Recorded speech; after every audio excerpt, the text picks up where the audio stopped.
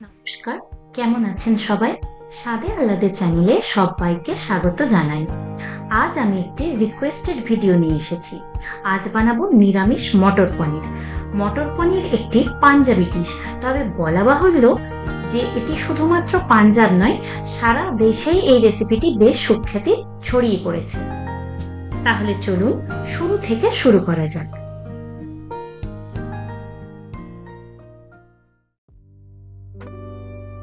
মটর পনির বানানোর জন্য আমি প্রথমে 200 গ্রাম পনির নিয়ে নিয়েছি।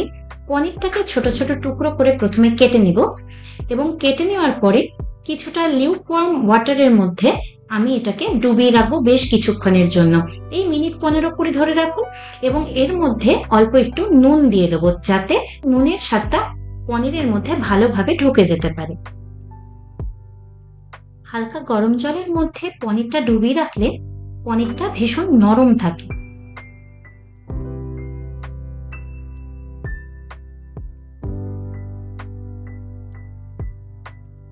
এবারে বানিয়ে নেবো 2 ধরনের মশলা।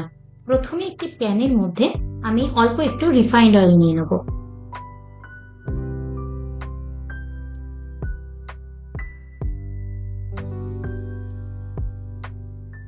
তেলটা গরম হলে এতে দিয়ে দেবো 2টো ছোট সাইজের টমেটো কুচি।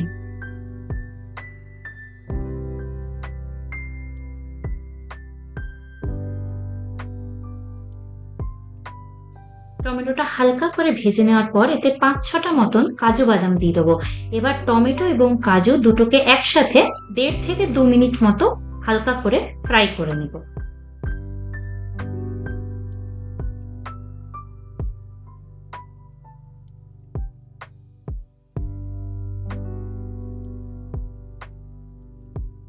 দেখতেই পাচ্ছেন টমেটোটা একদম নরম হয়ে গেছে। এবার এটাকে ঠান্ডা করে নেব।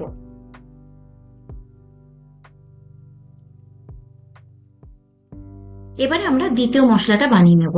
দ্বিতীয় মশলার জন্য আমি এখানে নিয়ে নিচ্ছি 1/2 ইঞ্চি মতন আদার টুকরো এবং একটা কাঁচা লঙ্কা। ঝালটা নিজেদের স্বাদ মতো দিয়ে নেবেন। এবার আদা কাঁচা লঙ্কাটার মধ্যে একটুখানি জল দিয়ে আমি মিক্সিতে ব্লেন্ড করে নেব।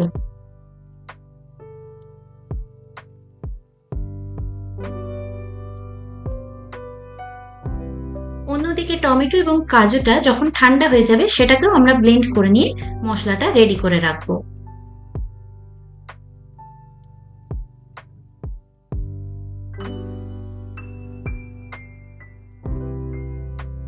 এবারে একটু গরম মশলা, যার মধ্যে নিয়েছি আমি কয়েক টুকরো দারচিনি আর 2-3টে মতো এলাচ। এলাচটা এবং দারচিনিটাকে প্রথমে হালকা করে থেঁতো করে নেব। গোটাও দিতে পারেন, তবে আমি এখানে থেঁতো করা মশলা ব্যবহার করেছি।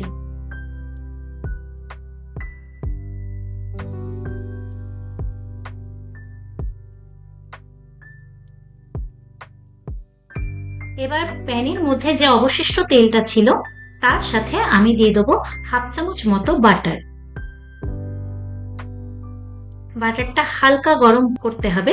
মনে রাখবেন বন্ধুরা, বাটার দেওয়ার পর কিন্তু গ্যাসের ফ্লেম একদম লোতে রাখবেন, না হলে কিন্তু বাটার পুড়ে যেতে পারে।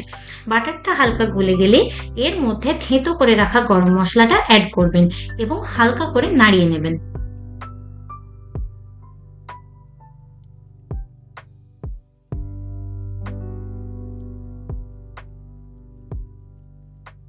মশলা থেকে যখন হালকা সুন্দর গন্ধ বেরিয়ে আসবে, তখন আদা কাঁচা লঙ্কা বাটার পেস্টটা বাটারের মধ্যে দিয়ে দেবেন। বাটারের মধ্যে দেওয়ার পরে কিন্তু মশলাটাকে লো ফ্লেমে ভালো করে কষিয়ে নিতে হবে 2 থেকে 3 মিনিটের জন্য।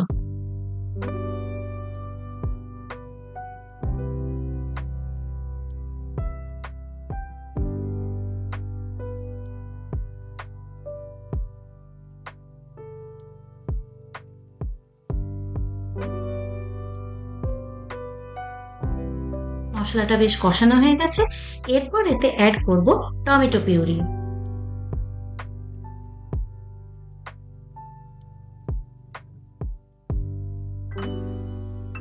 টমেটো কাজুর পিউরিটা প্যানে ঢালার পরে ভালো করে আবার আদা কাঁচা লঙ্কা বাটার সাথে মিশিয়ে নিতে হবে।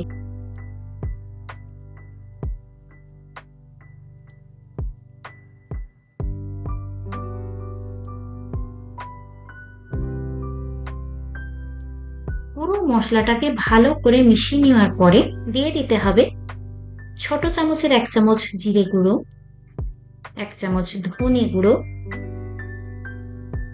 খানিকটা লাল লঙ্কা গুঁড়ো এবং একটু হলুদ আর একটু নুন। নুনটা স্বাদ মতো দেবেন।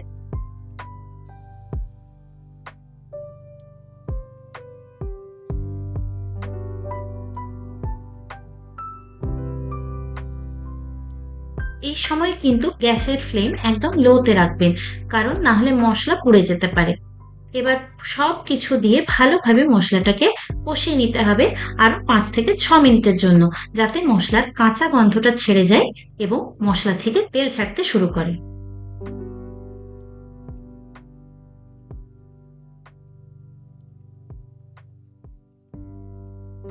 মশলা ভালোভাবে কষানো হয়ে যাওয়ার পর এতে দিয়ে দেবো অল্প একটু জল। জল দিয়ে আবার মশলাটাকে ভালোভাবে নাড়িয়ে নিতে হবে।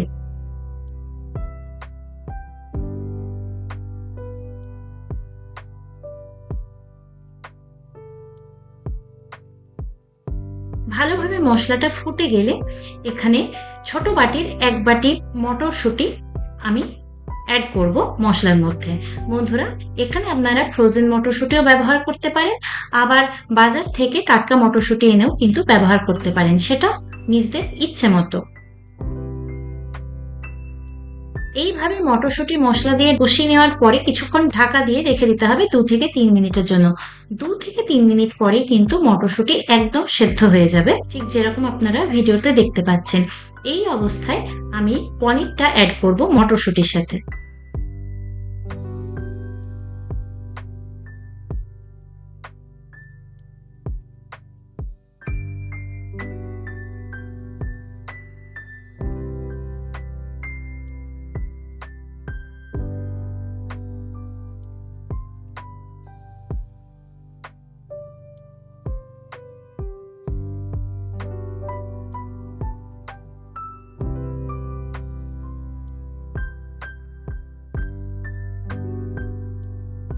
পনির অ্যাড করার পরে হালকা করে আমাদেরকে গ্রেভির মধ্যে পনিরটাকে মিশিয়ে নিতে হবে এবং কিছুক্ষণের জন্য ঢাকা দিয়ে রেখে দিতে হবে।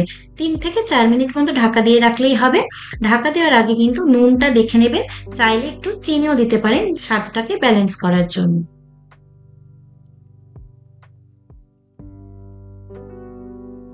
একদম শেষে এর ওপর থেকে ছড়িয়ে দেবেন একটু গরম মশলা আর একটু ড্রাই রোস্ট করে রাখা কাসুরি মেথি।